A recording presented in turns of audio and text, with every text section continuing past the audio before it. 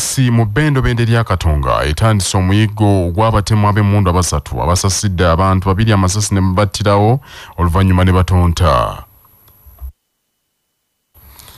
Bino byabaddewo mu kiro ekyayise ssaawa zabadde nga 5. Abantu abadde batambulira ku pikipiki bbiri abasasidde amasasi ku kyalo Kasula ekiri mu ggombolola y'e Budde mu disitulikiti y'e Butambala. Abatemu bano olumaze okutta Kalyango Ibro n'Ensubuga Peter balinye pikipiki ne balumba poliisi ekyabadde azira n'amasasi Ganyose okumala akaseera kakana nga abasibe abadde baggaliddwa batolose tewali wamanyi gye bakutte. Kiteeberezebwa nti bamu ku basibe abatolose mbaddemu n'abalina akwate ku bubbi bw'ente mu bitundu by'e Butambala. Kyokka eky'omukisa omulungi tewaliwo omusirikale alumiziddwa. Omwogezi wa poliisi mu Bendobende lya Katonga Lydia Tumushabe agambye nti abatemu abo era abatuuse n'okulumba abantu ba bulijjo poliisi tennaba kubitegera bulungi waawe bavudde, kyokka n'agumya abantu mu bitundu ebyo nti bagenda kukwatibwa bavunaanibwe mu mbuga z'amateeka. Ekirungi aba officers baffe bali bulungi ate n'emmundu tebazitwala, naye tetunaba kutegeera lwaki bakoze kino ekikolwa, naye ttiimu yaffe eri ku ground eri mu kunoonyereza. Emirambo etwaliddwa Gombe Hospital kugyekebejja, ate abapoliisi baffe bali ku ground okulaba nti bano abakoze obulumbaganyi n'okutta abantu batwalibwa mu kkooti. Obulumbaganyi bamukwata mmundu bweyongedde mu bitundu by'eggwanga ebitali bimu, era mu bitundu ebimu abasikale bazze battibwa, ekyawaliriza ne poliisi okutandika okusengula obuyumba bwayo obwesudde mu bitundu naddala eby'amasuso g'ebyalo olw'okutya nti buyinza okulumbibwa abatemu abo. Akulira oludda oluvuganya gavumenti mu Paalamenti w'ekitiibwa Mathias Mpuuga Nsamba yeeweze nti siba kussa mukono bonga ab'oludda oluvuganya gavumenti mu kuwanika ebikolwa ebifutyanka eddembe lya bannayuganda ebikolebwa gavumenti ya NRM bakubyanika ensi yonna ebirabe. Mathias Mpuuga mu bubaka bwawadde bannayuganda ku lunaku luno olw'ensi yonna olw'eddembe ly'obuntu agambye nti Uganda yassa emikono ku ndagaano ez'okutumbula n'okukuuma eddembe ly'obuntu ku lukalu lwa Afrika ne ku nsi yonna, naye kyewuunyisa nti byakoma mu bitabo. Mpuuga ajjukizza ensi ebikolwa ebiriwo eby'okuwamba n'okutulugunya bannayuganda nti bye byatwala Mwami Museveni mu nsiko okubirwanyisa, naye kyannaku nti ate gavumenti ye terina kye yayiga, yeeyongedde bweyongezi. Agambye nti n'ekisinga okukwasa ennaku nti ebitongole okuli eky'amateeka n'essiga eddamuzi ssaaka akakiiko k'eggwanga kalina okulwanira eddembe lya bannayuganda ate nabyo biri mu buwambe obwabo abalinyirira eddembe ly'obuntu. Agambye nti bakwongera okulwanirira eddembe ly'abo abatulugunyizibwa, era n'ajjukiza abakola ebikolwa bino nti ekiseera kigenda kutuuka buli omu yennyonnyoleko. Ensonga y'okukyola eddembe ly'obuntu tennaba kukkakkana, naye twali kubuusabuusa abagikola balina obuyinza balowooza nti wakati mu kutulugunya abantu ne batiisatiisa abantu bajja kulekeraawo okunoonya enkyukakyuka. Amagezi ge mbawadde nti ne banayeesimira mu ttaka ne banaagenda ku mwezi obuyinza bujja kubavaako. Kiri gye bali okutegeera nti balina okwetowaza na buli omu okunyonnyola obuvunaanyizibwa bwe mu bikolobero ebigenda mu maaso mu Uganda. Olunaku lwa leero nga tukuza olunaku lw'eddembe ly'obuntu mu nsi yonna, abantu baffe beetaaga bwenkanya. Situnoonya kwesasuza na kuwolera ggwanga, tunoonya obwenkanya eri abantu bonna abatusiddwako ebikolobero. Kisoboka kitya ng'oli mu buyinza nga gwe General Museveni n'oba tosobola kutwala mu kkooti abantu abaakuba abantu amasasi mu Novemba wa 2019? Mu buufu bwe bumu obwo ab'ekitongole ekirwanira eddembe ly'obuntu mu Bendobende ly'e Masaka ba Human Rights Defenders Masaka bakuzisa olunaku lw'eddembe ly'obuntu wakati mu kwemulugunya ku butabanguko obususse mu maka ensangi zino nga kw'otadde n'ebikolwa eby'okusobya ku baana ab'obuwala naddala abaliko obulemu.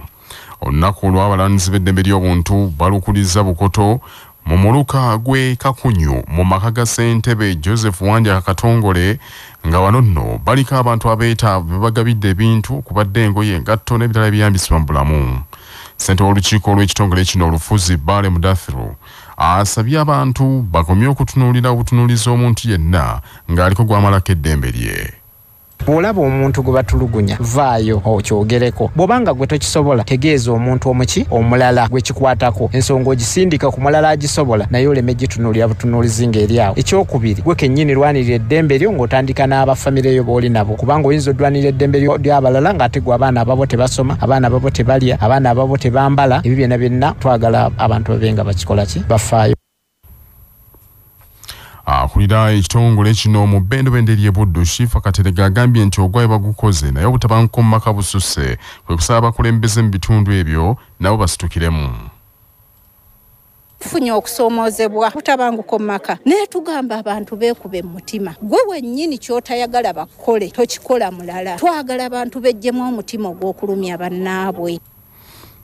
Haji Ali Matovu ssente w'olukiiko lw'abayima b'ekitongole kino asabye buli muntu abeegatteko mu lutalo olw'okutaasa abeetaaga okubasuula omukono. Abafunye ku bintu ebigabiddwa beeyanziza ekitongole ekyo olw'okubalowoozaako. Olwaleero Uganda yegasse ku nsi yonna okuzza olunaku luno n'okwefumiitiriza ku lugendo oluwanvu lw'ekyalina okutambula mu kayeefu b'okukuuma n'okulwanira eddembe ly'obuntu ebisoomoozo ebiriwo n'ebirala ebigwa mu kkowa eryo. Emikolo emikulu mu ggwanga gikwatiddwa n'akawuka mu Kasanje Town Council ekiri mu disitulikiti e Wakiso. Manya obuvuna obuddo obw'eddembe lyo tonyigirizibwa ddembe lyo ery'obwebange. Poliisi esobola okulemesa omuntu avunaanibwa omusango gw'ebukwenuzi okutunda ebintu bye nga munnamateeka George Musibwa annyonnyola. Omuntu yenna avunaanibwa omusango ogw'obuli bw'enguzi oba obulyake wadde ng'omusango gukyagenda mu maaso oba tegunnasalwa, poliisi oba ekitongole ekiwaaba ng'akaliisoliiso wa gavumenti kisobola okusaba kkooti ne kimulobera okutunda ebintu bye by'aba alinako obuyinza wadde ng'omusango tegunnaggwa. Kkooti neeyisa ekiragiro ky'ayita restraining order ekimulobera okutunda ebintu ebyo singa baba balowooza nti ayinza okubitunda ate nga byekuusa ku musango ogugenda mu maaso okusinziira ku tteeka erifuga oba erirwanyisa obuli bw'enguzi lye bayita Anti-Corruption Act. Omumyuka wa RDC Atule Nansana Shafiki Nsubuga gumbudde nnyo poliisi olw'okumala nga kwata abavubuka ne bagyotekako emisango. RDC Nsubuga agambye kino poliisi kyekola kitta emiramwa gya gavumenti ya NRM egyo n'okugikyayisa mu bantu gattako okulinnyirira eddembe ly'abavubuka abo. Okutuuka ku ebyo abadde ku bikujjuko eby'okuzza olunaku lw'abavubuka Nabweru mu munisipaali y'e Nansana ku kisaawe ky'essomero lya Sekyana Junior School era n'alabula abantu abamuwalampa nti ye teyajjirira ntalo nti naye ate asobola okuzirwana n'aziggusa. Tutawano nga amawulire leero abavubuka nsaba mundoopere poliisi ebakwata mu bumenyi bw'amateeka. Nsaba mundoopere poliisi esolooza ssente ku mwana wa ghetto ng'emukutte. Nsaba enamba yange era gibawa leero n'akata meya wali ku municipality essuwa entuula olowuno mujulizi wange n'akata abavubuka 21 nga bajaluzira Kigo Sentema Smart Joining kubanga ngobera bamukwatira allegation weziri ku mataka ayagala okuppa ettaka lya munne agamba nti ona yazaala abalenzi bangi nga bamuteekako yaleepinga omwana akoze abakulembeze mbabuulira Nansana ina ebiwundu byakunyiga. Ku mukolo ogwo ssentebe wa Nabweru Division Jumba Kasimu naye yeekokodde nnyo poliisi olw'okuyiganya abavubuka olw'ensonga z'ebyobufuzi ate n'etakoma okwo ne bakamulamu ensimbi.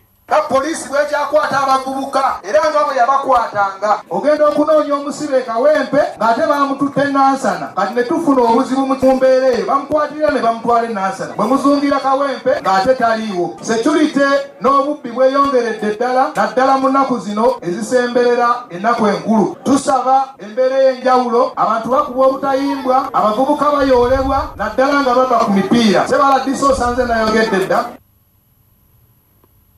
Mu mbeera eyo Ibrahim Kazibu akiikiridde abavubuka akyomedde nnyo abakulembeze mu Nansana munisipaali nti babalonda nga babaliramu obwesige naye kibamalamu amaanyi nti babalekeredde nnyo nga mpaawo kibabayamba.